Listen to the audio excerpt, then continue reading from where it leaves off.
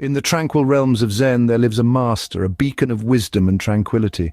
This Zen master, woven from the fabric of serenity and enlightenment, exudes an aura of peace that transcends earthly confines. With a heart as vast as the cosmos, his teachings echo in the silence, reverberating wisdom in every word. He is a master not because he is above all, but because he sees himself in all. His teachings, though simple, hold profound truths about life and existence. His wisdom is not in grand declarations, but in the simplicity of everyday life. He paints vivid life lessons with the brush of experience and the colors of wisdom.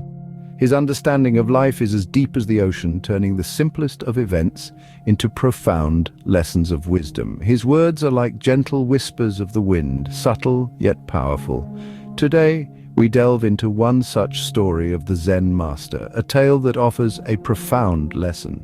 Our story begins with a young disciple, confused and troubled, knocking on the Zen Master's door. His heart was heavy, his mind clouded with an emotional storm. A friend's harsh words had cut him deep, leaving him struggling to find peace amidst the echo of their hurtful utterances. The young disciple was like a teacup, his spirit brimming with the bitter tea of resentment. Unable to empty his cup and let go of the pain, he found himself trapped in a whirlpool of negative emotions. His mind was a battlefield, where he fought a losing war against his memories and emotions. With a sigh, he knocked on the master's door. The door creaked open, and there stood the Zen Master, a beacon of tranquility amidst the disciples' internal chaos. The master looked at the young man, his eyes reflecting not just the disciples' pain, but also a wisdom that had weathered many storms. With a warm smile, the Zen master invited the young disciple in. The room was a sanctuary of silence, the peaceful atmosphere a stark contrast to the turmoil brewing within the disciple. The master, a patient listener, lent his ears to the disciple's woes, his heart empathizing with the young man's anguish.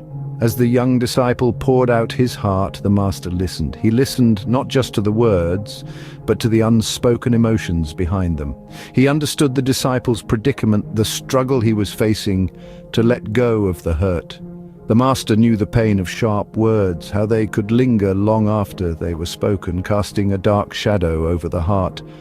After the disciple had emptied his heart, the master gently closed his eyes, contemplating the right lesson for the young disciple.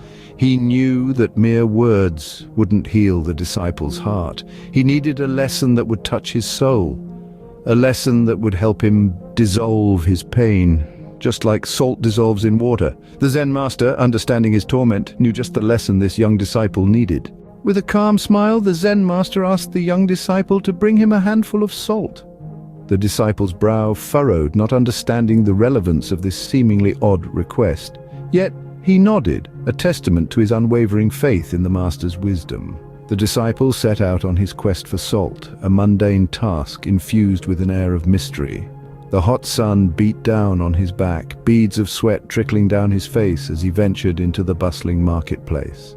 Amidst the cacophony of haggling vendors and the aroma of exotic spices, he found a salt merchant. His hands, roughened by years of strict Zen training, scooped up a handful of coarse salt crystals. All the while, his mind was a whirlwind of questions and doubts. His journey back to the monastery was a silent one, the only sound being the soft crunch of salt crystals in his clenched fist. Returning with the salt, the disciple had no clue how this was supposed to ease his pain. With the salt in hand, the Zen master led the disciple to a nearby lake. The day had just begun to break, the first rays of the sun playing hide-and-seek with the morning mist. The lake was a serene mirror reflecting the quiet beauty of the surrounding hills. The master, his gaze steady and calm, turned to the disciple, the palm of his hand open, revealing the coarse grains of salt. His voice, calm as a summer's breeze, broke the silence. "Dissolve the salt in the lake," he instructed. The disciple, taken aback by the unusual request, hesitated for a moment. Yet the trust in his master's wisdom was unwavering. He took the salt and, with a deep breath, scattered it into the water. The grains disappeared, leaving not a trace behind. "Now," the master continued, "drink from the lake." The disciple, still puzzled, knelt by the water's edge. He cupped his hands, scooping up the cool, clear water. As the liquid touched his lips, he anticipated the sharp sting of saltiness, but what met his taste buds was anything but. The water tasted fresh, crisp, and untouched by the salt he had just thrown in. Surprise, confusion, curiosity. A whirlpool of emotions danced in his eyes. How could this be? He had witnessed the salt dissolve into the water. Shouldn't the water taste salty? He turned to his master, the question unspoken yet clearly etched on his face, but the master simply smiled, his eyes sparkling with a wisdom that seemed as ancient as the hills surrounding them. He patted the disciple's shoulder reassuringly, a silent promise that all would be revealed in due time. The disciple, though puzzled, felt a comforting warmth spread through him. There was a lesson here, he knew, a lesson that was slowly unfolding, like the petals of a lotus greeting the morning sun. The puzzled disciple looked at the master, awaiting an explanation. His heart was open, his mind alert, ready to absorb the wisdom that was about to flow from the Zen Master. The Zen Master, his eyes twinkling with wisdom, began to explain. With a gentle smile, he said, "The vast lake, my dear disciple, is a metaphor for your heart. It is expansive and deep, teeming with life and experiences. The salt you poured into it symbolizes the negativity and hurt that life sometimes brings our way. Nevertheless, just as the lake's vastness diminishes the salt's sting, so too does the breadth of your heart's experiences lessen the impact of life's trials and tribulations." The master continued, "You see, the salt didn't disappear, it simply became a part of the lake, contributing to its unique character. It's the same with our experiences. They don't vanish, they become a part of us. They shape us, mold us, and contribute to our unique selves. But their power to cause pain, like the salt's power to make the water undrinkable, is lost in the vastness of our heart." His gaze was steady, his voice soft yet compelling. "When negativity enters our life, it's like a handful of salt.